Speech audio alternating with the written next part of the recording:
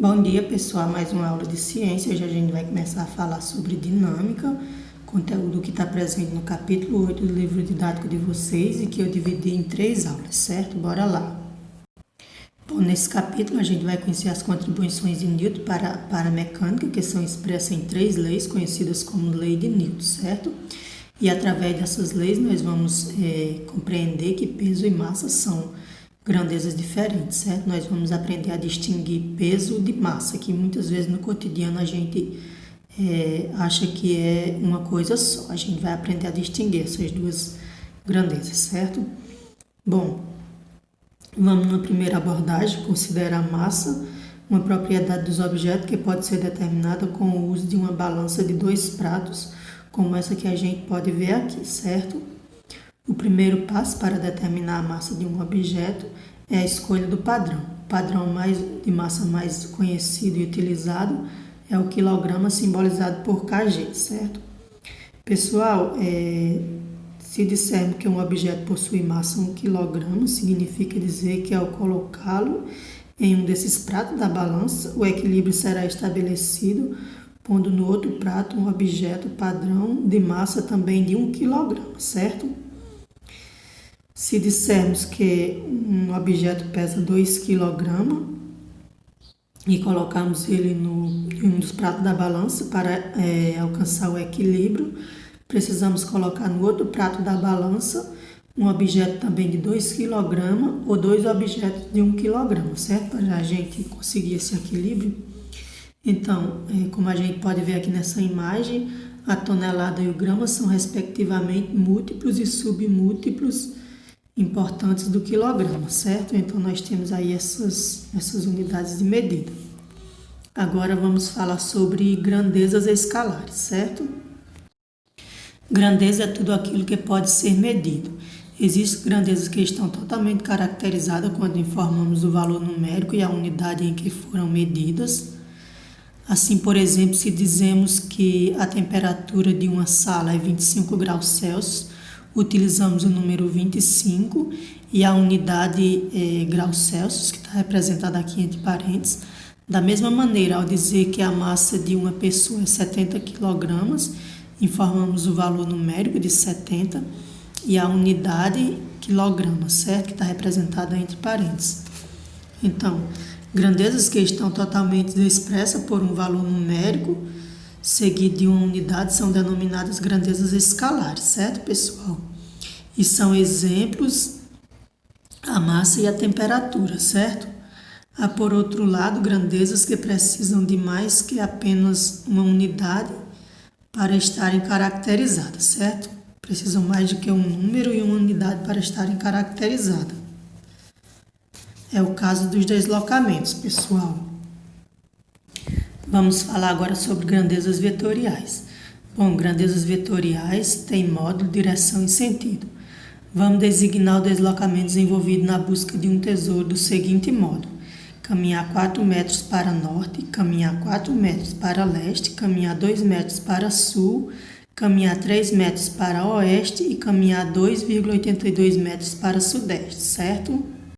Pessoal, que eu vou falar da agora por diante, eu quero que vocês tomem por base essa imagenzinha que está representada aqui à direita, certo? Que também está no livro de vocês, que vocês podem consultar, e eu recomendo que consultem, que esse assunto não é um assunto fácil de compreender, então só assistindo a videoaula talvez não seja suficiente. Então eu recomendo que vocês leiam as páginas que vai estar indicada aqui no final do vídeo, certo? Leiam com bastante atenção. Bom, considere o deslocamento A. O vetor 4 metros é o módulo do deslocamento, ou seja, a distância a se deslocar, certo? No entanto, pessoal, dizer apenas que é preciso caminhar 4 metros não é fazer uma indicação precisa, já que o ponto final desse deslocamento pode ser qualquer local a distância de 4 metros, como está marcado aqui nesse ciclo, certo? Então, se eu partir aqui do meio dessa partezinha marrom e me deslocar 4 metros, eu posso dar em qualquer ponto aqui onde está delimitado por esse círculo, certo? Aí Surge então a dúvida: caminhar em que direção? Se dissermos caminhar 4 metros na direção norte e sul, restringimos a localização final a apenas duas possibilidades, representadas pelos pontos X e Y. Por que restringimos a duas possibilidades? Porque eu determinei a direção, certo? A direção norte e sul. Então, se eu caminhar na direção norte e sul, eu só posso dar em dois pontos a partir do centro, certo? Então, a partir do centro, se eu caminhar 4 metros na direção norte e sul, ou eu vou dar no ponto X, ou eu vou dar no ponto Y, certo, pessoal? Bom, só para ficar claro, cada quadradinho desses representa 1 metro, certo? Como está indicado aqui no canto inferior esquerdo da imagem, certo? E as direções também estão representadas aqui no canto inferior direito da imagem, certo? As direções na rosa dos ventos, certo? Surge então a última pergunta: caminhar em que sentido? De norte para sul ou de sul para norte? Bom, a indicação caminhar 4 metros para norte deixa subentendido que é um deslocamento na direção norte e sul, como eu já falei, e no sentido de sul para norte, o que conduz ao ponto X da imagem, certo, pessoal? E eu espero que vocês entendam por que vai dar no ponto X, porque se eu afirmo caminhar 4 metros para norte, certo? Então isso significa que eu estou saindo de um ponto mais ao sul e me dirigindo para um ponto mais ao norte, certo? Então se eu pegar como referência a bolinha aqui no meio e caminhar, a partir dessa bolinha, caminhar 4 metros para norte, então eu só posso ir dar no ponto X, certo? Portanto, a indicação caminhar 4 metros para norte presta 3 informações necessárias para caracterizar o deslocamento. O módulo, que são 4 metros, como eu já falei para vocês, certo? Cada quadradinho representa 1 metro. A direção, que é norte e sul, certo? E o sentido, que é de sul para norte, certo? Como eu já falei, está saindo de um ponto mais ao sul e se dirigindo para um ponto mais ao norte, certo? Então, toda grandeza que é caracterizada por um módulo, uma direção e um sentido é denominada uma grandeza vetorial, certo, pessoal? Vetor. Uma grandeza vetorial pode ser representada geometricamente por meio de um segmento de reta orientado denominado vetor. Os vetores costumam ser representados por letras sobre as quais se desenha uma pequena seta, como as mostradas aqui, certo, pessoal? Então, nessa imagem são mostrados 2 deslocamentos, ou seja, 2 segmentos de reta representados pelo vetor A em vermelho e pelo vetor B em azul, certo? Então, o deslocamento do vetor A tem uma direção, certo? Norte e sul, e tem um sentido de sul para norte, como a gente pode ver aqui, partindo do pontozinho no centro, certo? Ele está partindo de um ponto mais ao sul e se deslocando para um ponto mais ao norte. Portanto, é um deslocamento no sentido sul-norte, certo? Já o vetor B também tem uma direção e um sentido. A direção é leste-oeste, certo? E o sentido é de oeste para leste. Ele está saindo de um ponto aqui mais a oeste e se dirigindo para um ponto mais a leste, certo? E a direção, como eu já falei, vocês podem conferir aqui no ponto, no canto direito debaixo da imagem, certo? Que tem a rosa dos ventos indicando as direções, certo? Então, eu tinha esquecido de falar, mas nesses 2 vetores, além deles apresentarem direção e sentido, eles também apresentam módulos, certo? Que são, o módulo é 4 metros para o vetor A e 4 metros para o vetor B, como eu já falei. Cada quadradinho desse representa 1 metro e se a gente contar aqui, em cada deslocamento está envolvido 4 quadradinhos, certo? Soma dos vetores. Partindo de certo local, por exemplo, do ponto P, representado aqui na imagem, certo? No centro. E seguindo as instruções, caminhar 4 metros para para norte e caminhar 4 metros para leste, chegamos ao local marcado com a letra Q, certo? Como a gente pode ver aqui. O segmento de reta orientada do ponto P ao ponto Q representa o deslocamento total ou deslocamento resultante, indicado por vetor R, certo?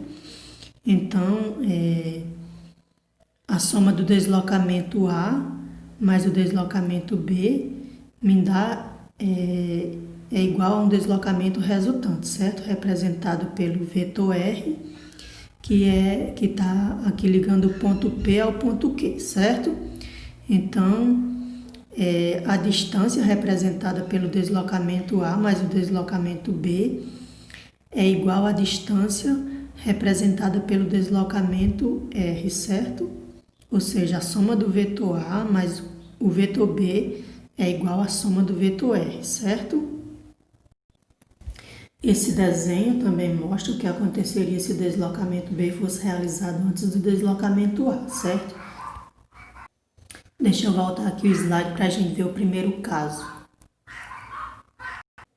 Bom, aqui no primeiro caso a gente tem primeiro o deslocamento A, ou seja, 4 metros. Primeiro deslocamento A, ou seja, 4 metros no sentido de sul para norte, certo? Para depois ter o deslocamento B, ou seja, 4 metros no sentido de oeste para leste, certo? Então, nós saímos de um ponto P, realizamos o deslocamento A, depois o deslocamento B e chegamos num ponto Q, certo? Então, vamos ver o que acontece se o deslocamento B for realizado antes do deslocamento A. Bora lá para o próximo, para o outro slide, certo? Bom, aqui sendo realizado primeiro o deslocamento B. Então, nós nos deslocamos 4 metros de oeste para leste, certo? Representado pelo vetor B em azul. Depois nos deslocamos 4 metros de sul para norte, representado pelo vetor vermelho, certo? Então, a gente vê que a gente saindo do ponto P e se dirigindo ao ponto Q, a gente vai estar no mesmo local, certo? Isso me diz o quê? Que tanto faz eu realizar o primeiro deslocamento B como o primeiro deslocamento A, eu vou chegar em o mesmo ponto Q, certo? Então, isso é representado da seguinte maneira. Vetor A mais vetor B é igual a vetor B mais vetor A, que dá igual ao vetor R, ou seja, o vetor resultante. Isso me diz que tanto faz, como eu já falei, realizar primeiro o deslocamento A como o deslocamento B. A gente vai dar no mesmo ponto Q, certo, pessoal? Bom, agora vamos falar um pouquinho sobre força, certo? A força é uma grandeza vetorial. Bom, pessoal, no cotidiano a gente está acostumado a usar a palavra força para indicar que um objeto ele foi puxado ou empurrado, certo?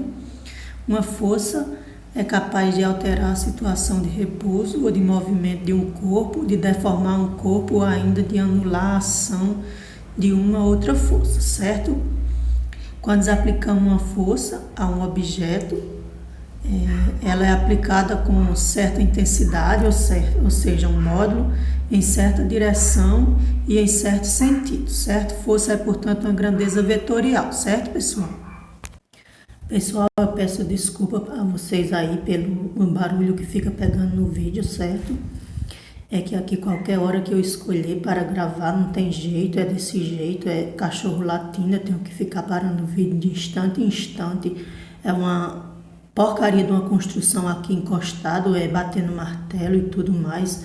Então, não importa a hora que eu escolher para gravar, sempre vai ter esses barulhos. Então, peço desculpa a vocês, mas a aula tem que sair assim, cheia de ruído, porque, infelizmente, eu tenho muitos maus vizinhos aqui que não deixam a gente gravar uma aula que preste, certo? Então, eu peço desculpa, mas vai assim mesmo, cheia de barulho, porque não tem condições da aula sair sem barulho, certo? Então, uma unidade usada para expressar a intensidade da força é o Newton, simbolizada por N, certo, pessoal? Bom, força resultante, o que viria a ser?